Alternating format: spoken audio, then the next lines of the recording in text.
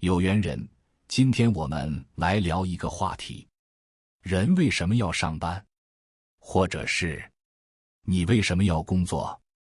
听到问题，可能很多观众就要坐不住了，觉得频道主，你是不是脑袋有问题呀？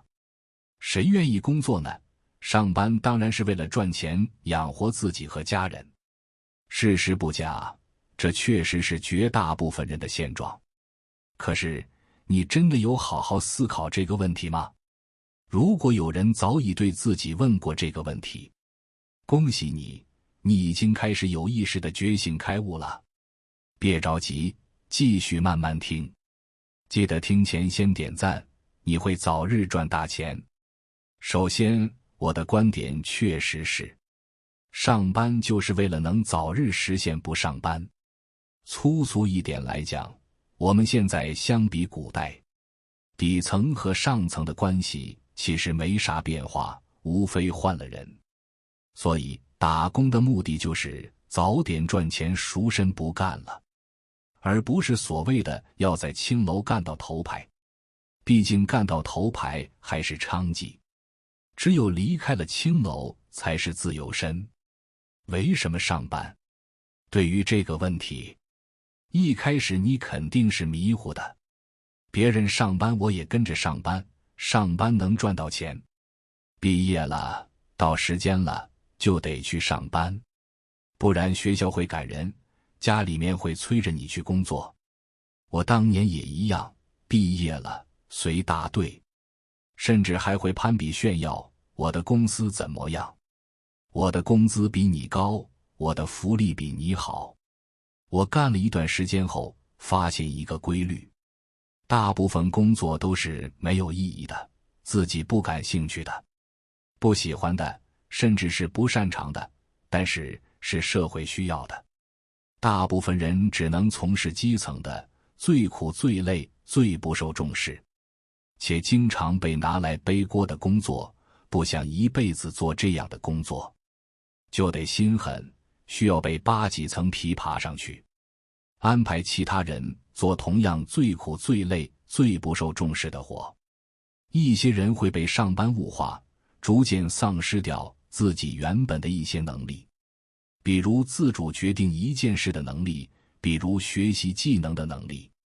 而他们会用一种叫做 KPI 的绩效考核，让你在工作中习得的技能高度服务于这份工作和这个公司。离了公司，这项技能完全用不了。一些人会因为上班赚到了钱，会以为那个就是自己真实的实力和本事赚到的，疯狂消费，买车买房。这个动作最终将自己和上班这件事高度绑定在一起。因为不上班，没有哪种方式可以稳定的供给你车贷房贷。人就是这样，被绑上去，进退两难。上班这件事，很少有人能一时觉醒，意识自己除了来赚钱，还是来学本事的，学到了就得赶紧走。但是老板们太厉害了，他们拥有比你更多的智囊团，他们会限制你，把你积累的客户留下。你要赶敲客户，告到你破产。在公司各个地方安装各种监控设备，监视你有没有干别的事，监视你有没有利用职位在外面牟利。他们还会在你干得最出色的时候，用各种各样的方式打压你，把你调离原来的位置。为了什么？大家比我清楚。所谓道高一尺，魔高一丈。很多人都不想上班，每天上个破班跟上坟一样。但不上班这件事，不是你不想上班就可以不上的。老板混账，经常加班，同事关系不和，时常被打压，干得不开心，成天开那种无聊且冗长的破会，官僚主义等等等等，都不是你可以不上班的理由。你可以不上班的理由，是你握有可以不上班的筹码，是你有存款，有积蓄，你可以不用上班，还可以维持短暂的生存。但单就这点，很多人都没有，全都在透支未来。是你有可以在未来持续盈利的能力，是你做好了，我这辈子不求名，不求功，只求能自由自在，这辈子都不去跟那些有房有车的人攀比。但这一点也很难做到。所以为什么不上班？有些是不得已的，有些是被老板挖了个坑，你自己往里跳的，不有的是被社会挖了个坑，自己跳进去，顺便还把自己埋了的。此题无解，需要靠自己悟。哪天自己悟通了，自己也就知道该怎么做了。再上升一点价值上的，刚刚聊的有点太现实了，还是给大家带一些正向的能量。上班和工作是两码事，工作和做事也是两码事。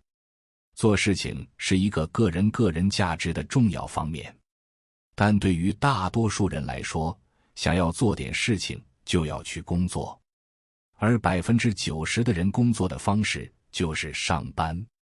前段时间看到一个问题，一个人的价值是体现在工作的8小时，还是在8小时之外？很多人都说，如果不是为了挣钱，压根没必要去上班。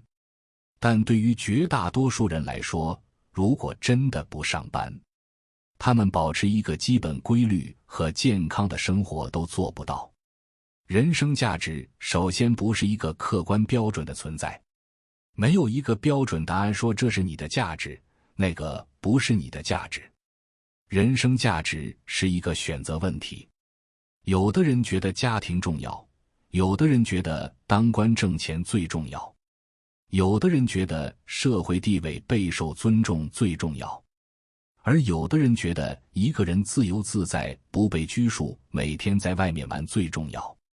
现在很多人确实很厌恶工作，对工作中的勾心斗角，对人人拍马屁，对什么工作成绩没啥兴趣，觉得工作毫无意义，更享受下班之后的生活。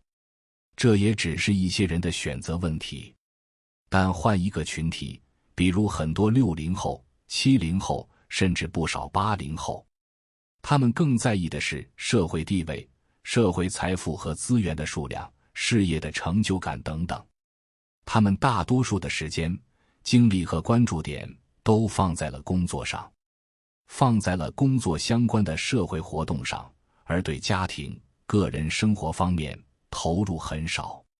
也不能说这些人错了，选择是不对的，是没有人生价值和意义的，仅仅是不同的人的不同选择罢了，不存在对错。但是，虽然说人的价值是主观选择问题，但毕竟人性是有一些共同之处的，这就决定了人们的价值追求是有一些共同点的。这个共同点中最重要的一点，就是人始终是社会的人，也是一个独立的个体。他的价值既有社会的部分，也有个人的部分。工作就是一个人社会价值的体现，而做自己喜欢的事情就是个人价值值的体现，两者是缺一不可的。很多人厌恶工作，觉得不工作最好。事实上，很多人都体验过不工作的时候，天天待在家里，除了吃就是睡和玩，很多人是极其无聊的。这种没有社会性活动的生活是让人无法承受的。再比如说，很多人都羡慕那些存款几百万的人，在农村盖一个小屋子，养一条狗，一个人无忧无虑的生活。实际上，这种生活只是看起来爽而已。就算是当事人在这种环境中待了2-3个月，或者更长一点，半年1年，很快就会非常无聊了。这其实就好比武侠小说中，有的人总是说要退出江湖，不被江湖上这些纷争和厮杀干扰。实际上，正如任我行对令狐冲所讲的那样，有人的地方就有江湖，你怎么退出？此外，就算是大家都很羡慕的杨过、小龙女、张无忌、赵敏这种最终退隐江湖的人，其实也不是完全摆脱了社会价值的，毕竟他们都曾经名扬天下，获得了足够高的社会地位，有足够大的社会成就。说的直接一点，假设一个人不工作，有钱供给一日三餐，可以一直在家玩，这种生活真的是人们想要的吗？就像日本那些可以一直宅在家里几十年的宅男一样，不参与社会工作、社会活动，那他就会逐渐脱离这个世界。虽然可以在互联网上看到很多信息，但无论如何也无法和自己亲身去体验，和人们面对面的交流来得深刻。时间一长，这个人就成了社会的遗忘者，还会丧失掉社会工作和活动能力。别说长时间不工作，很多人只要半年、1年不工作，很多业务能力、专业能力都下降得很快。尤其是一些变化很快的领域，不仅跟上，很快就会落伍了。那时再想回到社会中，难度就非常大了。最重要的是，一个人不工作、不参与社会工作，会失去大多数的精神来源。他不会有任何做成事情的成就感，也无法从社会他人中获得认同和认可。这种人很快就会成为那种精神上自我认为碌碌无为、一无是处的人，精神上很快也会产生很大的问题。说得更简单直接一点，大多数的人如果没有朝9晚5的工作，他的生活会失去基本的规律和自律，会完全废掉。比如说，只要不用上班下班，很多人早上会睡到11、12点不吃早饭，然后无精打采、浑浑噩噩地度过一个白天。午餐、晚餐基本上也是各种垃圾食品，晚上反而精神抖擞地玩游戏，刷剧到凌晨2、3点。久而久之，别说生活了，连身体都废了。社会工作其实就像睡觉一样，很多人是不愿意睡觉的，觉得浪费时间。但睡觉的重要性不言而喻，是一个人生存的基础。之所以会有所谓人生价值在工作后的8小时这种观念，是因为现在很多人更多关注个人的生活价值，对功名利禄不感兴趣了，对社会评价兴趣也不大了。但社会工作给人生的价值和意义远远不止于功名利禄和社会评价，而是一个人生存、生活的基础和根本。别的不说，能够通过工作挣钱来养活一家人，孝敬父母，给自己爱的人买他们喜欢的东西，履行作为丈夫、妻子、儿女等角色的责任，并且能买自己想要的东西，过自己想过的生活，这就已经是一个人最大的人生价值和意义了。最后呢，我们来听一听日本经营之圣稻盛和夫先生如何看待这个问题。他认为，工作的目的是为了提升心智，提升心智是一件非常困难的事情。有的僧人经历长期严格的修行，也未必能够做到。但是，在工作中却隐藏着可以达到这个目的的巨大力量。工作的意义正在于此，日复一日勤奋的工作，可以起到锻炼我们的心智、提升人性的了不起的作用。我曾在一个电视访谈节目中听过一位修建神社的木匠师傅的话，很受感动。他说，树木里宿着生命，工作时必须倾听着生命发出的呼声。在使用千年树林的木料时，我们工作的精湛必须经得起千年日月的考验。这种动人心魄的语言，只有终身努力、埋头工作的人才说得出来。木匠工作的意义在哪里？它的意义不仅在于使用工具修筑漂亮的房屋，不仅在于提高木工技能，更在于磨练人的心智，塑造人的灵魂。我在这位师傅的肺腑之言中听出了这样的意蕴。他已70多岁，只有小学毕业，职业生涯一直就是修建神社。几十年间只从事这一项工作，又苦又累，不胜厌烦，有时也想辞职不干。但他还是承受和克服了这种种劳苦，勤奋工作，潜心钻研。在这样的过程中孕育了他厚重的人格，所以才能说出如此语重心长的人生体验。像这位木工师傅一样，将自己的一生奉献给一门职业，埋头苦干，孜孜不倦。这样的人最有魅力，也最能打动我的心弦。只有通过长时间不懈的工作，磨砺了心智，才会具备厚重的人格，在生活中沉稳而不摇摆。每次与这样的人接触，就能引起我的重新思索工作这一行为的神圣性。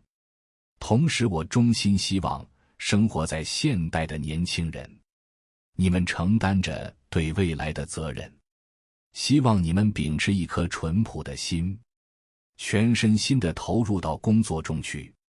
有时你们或许会感到疑惑，工作到底是为了什么？每当此时，希望我们记住下面这句话：工作能够锻炼人性，磨砺心智。工作是人生最重要、最有价值的行为。想好好活，就得好好干，这一点很重要。工作就是提升心智、磨练人格的修行。这样说并不过分。大约在10年前，我和一位德国领事对谈时，听到这样的话：劳动的意义不仅在于追求业绩，更在于完善人的内心。工作最重要的目的在于通过工作来磨练自己的心智，提升自己的人格。就是说，全身心投入当前自己该做的事情中去，聚精会神，精益求精。这样做就是在耕耘自己的心田，可以造就自己深沉厚重的人格。工作造就人格，就是要通过每一天认真踏实的工作，逐步铸成自己独立的、优秀的人格。这样的事例从古至今，从东方到西方，不胜枚举。只要翻开伟人们的传记，随处可见。凡是功成名遂的人，毫无例外的都是不懈努力，历尽艰辛，埋头于自己的事业，才取得了巨大成功。通过艰苦卓绝的努力，在成就伟大功绩的同时，他们也造就了自己完美的人格。曾经听过这样一则小故事，很值得玩味。在南太平洋新不列颠岛上，有一个未开化部落的村庄，那里的人们都认同劳动是美德这一观点，在他们的生活中渗透着一种淳朴的劳动观。认真劳动能塑造美丽心灵，美好的工作产生于美好的心灵。在这个村落里，主要的劳动内容是烧荒式的农业，作物是甘薯。在那里根本不存在工作是苦役这样的观念。村民们通过工作追求的目标是工作得到的美的成果和人格的陶冶，就是要把工作做得完美，并由此磨练自己的人格。村民们互相评论各自田地的整修情况，作物的长势以及泥土的气味。气味好闻的被夸为风灯，气味难闻的则被贬为不毛。经过这样一番评价，田地耕作的精细的人就会被称为人格高尚的人，会受到全村人的尊敬。也就是说，这个村子里的村民是通过劳动的成果，田地是否整齐，作物是否丰收来判断一个人的人格的。田头工作出色，工作成果显著的人就被认为是优秀的人。对他们来说，劳动是获取生活食粮的手段，但同时又是磨练心智、修炼人格的手段。出色的工作唯有出色的人才能完成。这种简朴却切中恳请的劳动观在原始社会中普遍存在。极度认真的工作能扭转人生。话虽这么说，但我原本也不是一个热爱劳动的人，而且我曾经认为，劳动中要遭受苦难的考验，简直是不能接受的事。孩童时代，父母常用鹿儿岛方言教导我，年轻时的苦难，出钱也该买。我总是反驳说，苦难能卖了最好。那时的我还是一个出言不逊的孩子。通过艰苦的劳动可以磨练自己的人格，可以修身养性，这样的道德说教，同现在大多数年轻人一样，我也曾不屑一顾。但是大学毕业的我，在京都一家濒临破产的企业松丰工业就职以后，年轻人的这种浅薄的想法就被现实彻底的粉碎了。松丰工业是一家制造绝缘瓷瓶的企业，原是在日本行业内颇具代表性的优秀企业之一，但在我入社时早已面目全非，迟发工资是家常便饭，公司已经走到了濒临倒闭的边缘，业主家族内讧不断，劳资争议不绝。我去附近商店购物时，店主用同情的口吻对我说：“你怎么到这儿来了？待在那样的破企业，老婆也找不到啊。”因此，我们同期入社的人一进公司就觉得，这样的公司令人生厌，我们应该有更好的去处。大家聚到一块时就牢骚不断。当时正处于经济萧条时期，我也是靠恩师介绍才好不容易进了这家公司，本应心怀感激，情理上就更不该说公司的坏话了。然而当时的我年少气盛，早把介绍人的恩义抛在一边。尽管自己对公司还没做出任何贡献，但牢骚怪话却比别人还多。入公司还不到1年，同期加入公司的大学生就相继辞职了。最后留在这家破公司的，除了我之外，只剩一位九州天草出身的京都大学毕业的高材生。我俩商量后，决定报考自卫队干部候补生学校。结果我俩都考上了，但入学需要户口簿的复印件。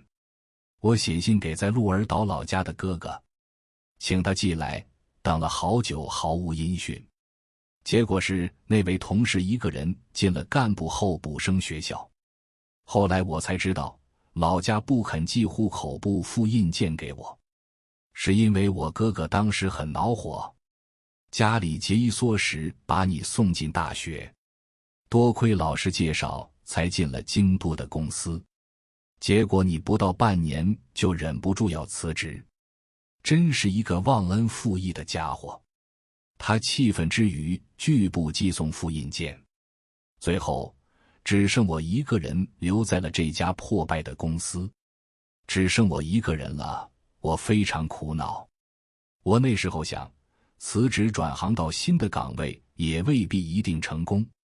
有的人辞职后或许人生变得更顺畅了，但也有的人人生却变得更加悲惨了。有的人留在公司努力奋斗，取得了成功，人生很美好。也有的人虽然留任了，而且也努力工作，但人生还是很不如意。所以情况因人而异吧。究竟离开公司正确，还是留在公司正确呢？烦恼过后，我下了一个决断。正是这个决断迎来了我人生的转机。只剩我一个人孤零零地留在这个衰败的企业了。被逼到这一步，我反而清醒了，要辞职离开公司。总得有一个义正辞严的理由吧？只是因为感觉不满就辞职，那么今后的人生也未必就会一帆风顺吧？当时我还找不到一个必须辞职的充分理由，所以我决定先埋头工作，不再发牢骚，不再说怪话。我把心思都集中到自己当前的本职工作中来，聚精会神，全力以赴。这时候我才开始发自内心并用格斗的气魄，以积极的态度认真面对自己的工作。从此以后，我工作的认真程度真的可以用极度二字来形容。在这家公司里，我的任务是研究最尖端的新型陶瓷材料。我把锅碗瓢盆都搬进了实验室，睡在那里昼夜不分，连一日三餐也顾不上吃，全身心地投入了研究工作。这种极度认真的工作状态，从旁人看来真有一种悲壮的色彩。不久，我人生的第一次大成功就降临了。经此上市时，我所持有的原始股还一股未抛，而发行新股所获的利润全部归公司所有。当时我还不到40岁，但我思考的是趁上市的机会，从今以后得更加努力的工作。上市后，我不仅要继续为员工及其家属谋福利，还要为普通投资者的幸福做更多事。不仅不能休闲放松，我负的责任还将更大更重。我认为上市并不是终点，只是新的起点，企业从此以后必须更好的发展。所以在上市时，回归创业的初衷，哪怕汗流浃背，哪怕沾满尘土，让我们同心协力加油干。我一边鼓励员工，一边也在自己心中重新下定了决心。当初的这些情景至今仍记忆犹新。以上就是稻盛和夫先生所描述的内容了。我们一共分享了3种观点，不知道有缘人你收获了多少？如果你感受到了收获，请订阅这个频道，我会持续为你分享和传递智慧。如果你有所感悟，欢迎在评论区留言，与大家一起交流你的心得。期待我们下次缘分的遇见。